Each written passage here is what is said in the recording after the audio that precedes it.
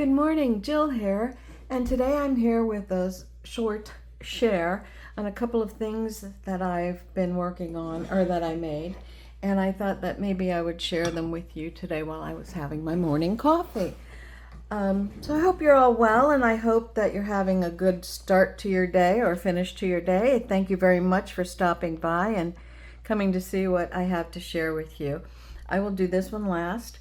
I'm going to do this one first. Now, this style is inspired by Kate over at the Journal Shed. She makes beautiful, beautiful journals. And if you look at my videos, I can link it. I think it goes up in that corner. I can link it and share with you her video. Oh no, she doesn't do videos. Her Instagram,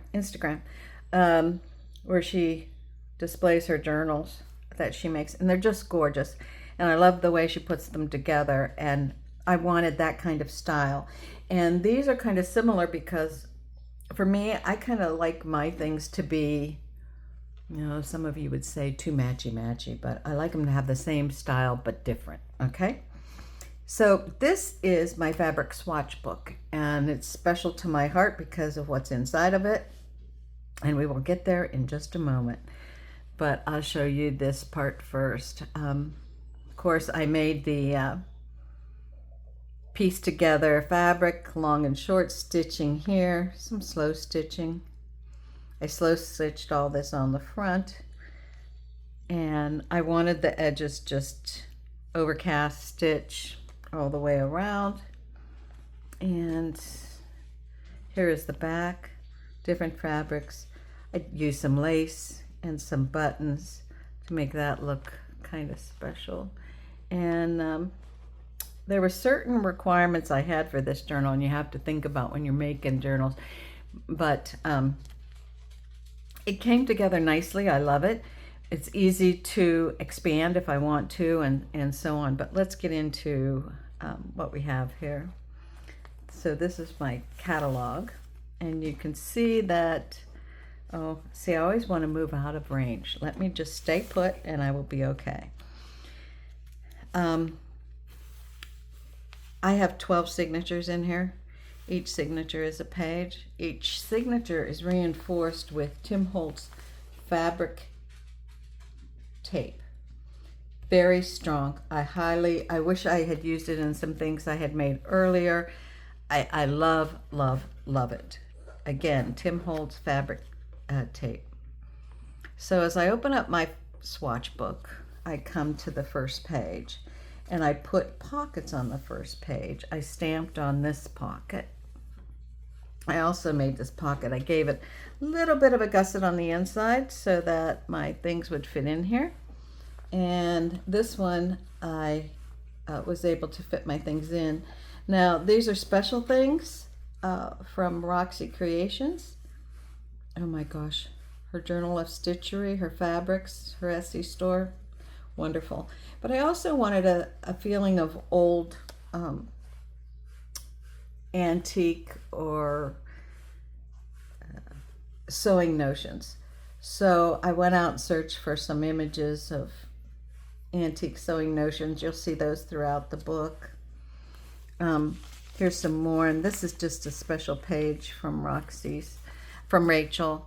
And then here's some more of her bits and pieces that I use. So these all have earned their proper place at the very front of the book. Now, I'm not going to show you every single page, but I will go through and show you a few. So each signature is a page, and the reason that is so I could expand on it later. Here is some of Roxy's fabrics. Beautiful. Her linen is just wonderful. Look at that pattern. Can you see that? And her linens are so nice to stitch through. And then this is one of her cottons here. So nice. Put that back down there, Jill, so you don't go out of frame. And I left this plain because one thing I want is if I'm using Rachel's fabrics here and her fabrics here, then when I expand and have more to put on here, which I do, I haven't finished, I want Rachel's over here as well. So so these fabrics from Rachel are not facing a different brand or make of fabric. And then I put blank pages in between to carry on that concept that if I wanted to, I love Rachel's fabrics, so I had to make enough room to expand into other areas. So let's move along. My next one was, I love these fabrics, and you could see I put some, oops, let's glue that down right now while I have you here. There we go. Okay. Anyhow, I got these hand-dyed fabrics from Etsy. I love all the subtle and colors. I call it the forest floor. It just is wonderful. This is an old Sanderson fabric, and this is a Farmhouse Blooms, is a newer fabric, but still lovely. So I pieced those together. So that's kind of how the pages are going to look, and that's a very special fabric. I will be buying more from that vendor. If you'd like to know where I got those, let me know, and put a question in the comment section below this video, and I'll be happy to provide a link to her Etsy store. Beautiful, all linen, beautiful to stitch through. And again, the same concept of expanding over to more pages of her fabrics. And then these fabrics again, oops, look at that. I'll have to fix that as well. Nothing like going through a journal on video and then going, oh, I gotta fix that, oh, I gotta fix that, oh, I have to fix that. But nothing, it's not perfect. It's handmade. I love these fabrics. They all go together. Lovely. I bought them in a pack so you could see how those went. Now I'm going to probably flip over to the back and show you, because of course I didn't go in order. I left blank pages throughout, as you could see here. I left some blanks here, left some blanks here, but I do get into Christmas. So I thought, well, I want my Christmas fabrics kind of together, but I want them toward the back. So I pieced together, I put together these and put them toward the back. I think I have some light blues, which is different than the red, green, black, red. So I had some blues, and I think I had some gold. But I left extra pages for Christmas because, you know, Christmas colors or Christmas fabrics, you're always making little things at Christmas time. And then I had some odds and ends. So I had my ticking here, some other fabrics I had, and I thought those should go there. And then the inside of the back cover is just plain. I haven't added anything there. But that is my fabric swatch journal, and I love it. So I hope you love it too.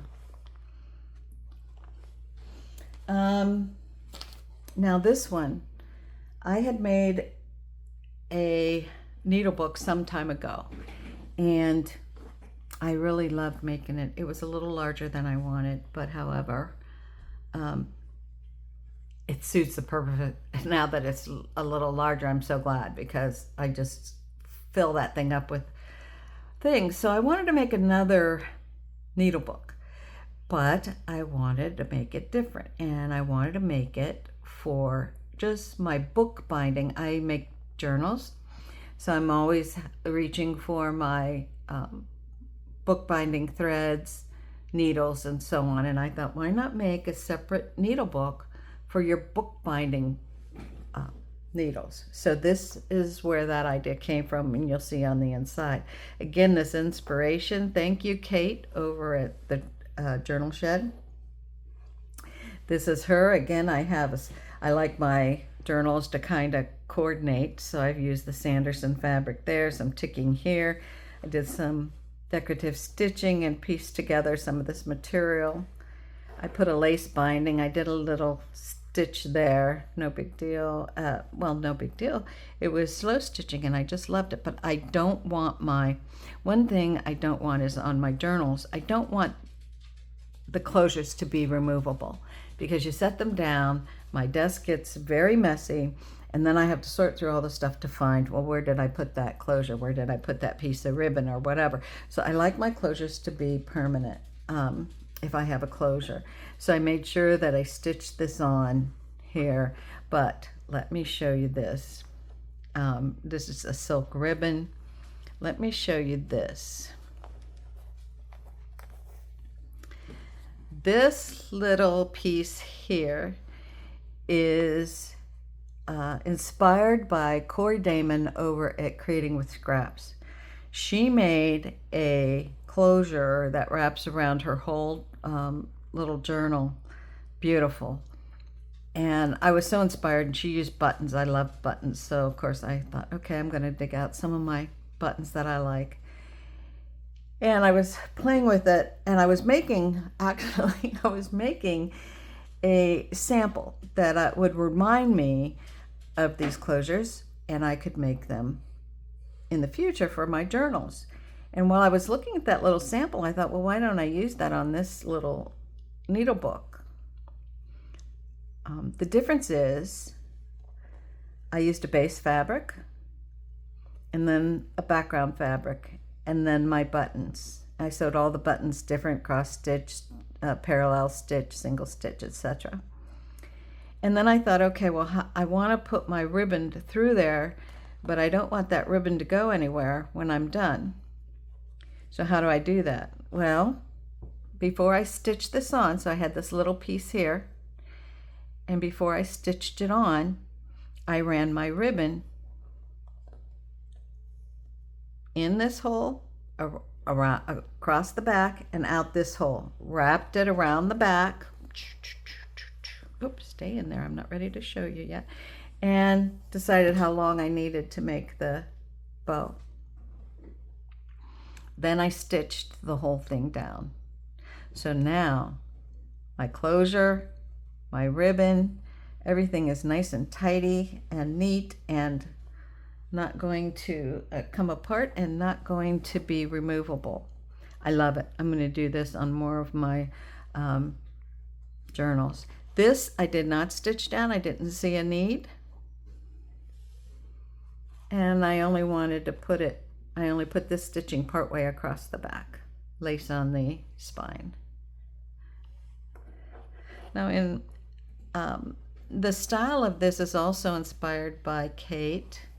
So as we open her up, you're going to see this little overlap. Now, I wish I put this in my needle book. Kate, thank you. This was such a great inspiration, and in her journals, they are just exquisite. And they have a closure, and they're expandable, and da. For my book, I just wanted it to kind of close up this edge. You know, you have a lot of stuff in there, and I didn't want that edge to be open so that things could fall out.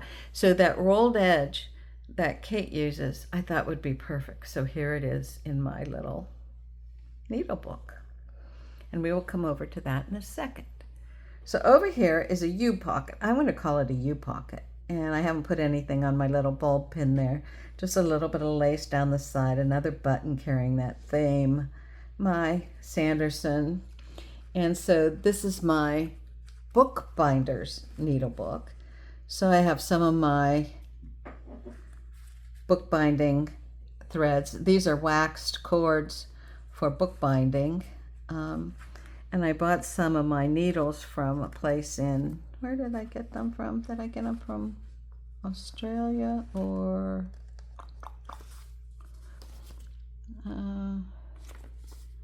yeah, I bought them from Australia, and these are I wanted to remember where I bought them, so I put this little note in here. Now the thing I like about this U pocket is if you notice, it is stitched around here, but it has a little bit of this pocket here that allows you to kind of cozy up the things you put inside so they don't fall out. I made it tall enough so they don't fall out. Add a little piece.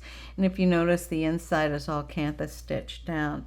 Now, in my needle books, I use a little bit of a thicker felt, but I like it, and I just do a running stitch around the edge, and then my pins. And I put a couple pins in there because sometimes I have to pin something.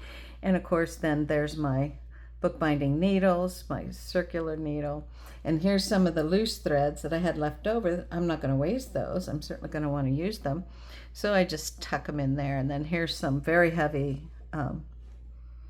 bookbinding needles here. You can see. And then in the back, I love this. I love this. In the back, I made this little pocket, and I put a little extra decorative fabric on top of this green. And this is from the linens that I showed you in my fabric swatch book. Added some lace at the top, and the Sanderson carried through. And here is a piece of Tim Holtz fabric tape. It's wonderful. So back in here, I made this these pockets, and if you notice, I made 2 pockets. So this is stitched down the middle here, and I did stitch that with the machine, but all of this is all hand stitched. Are my rolls of wax thread, and these are different weight than the ones on that card. So I have my wax threads, and I generally use, you know, black, brown, tan, or cream color. So those tuck in there. And then that is the part that folds over, or rolls over. I'll call it rolls over, to keep these pages down. And then this rolls on top. And then we can easily just make a quick little bow for the front, and in a little heartbeat, she's all tied up, neat and tidy. It's so pretty. Thank you, Corey. Thank you, Kate. And thank all of you for watching. And I hope that you'll come back soon. I'm going to be working on, I have some document journals in the works that I have to finish up. So those are going to probably be coming up soon on my channel, as well as in my Etsy shop. So thank you for watching. Have a wonderful rest of your day. And until the next time.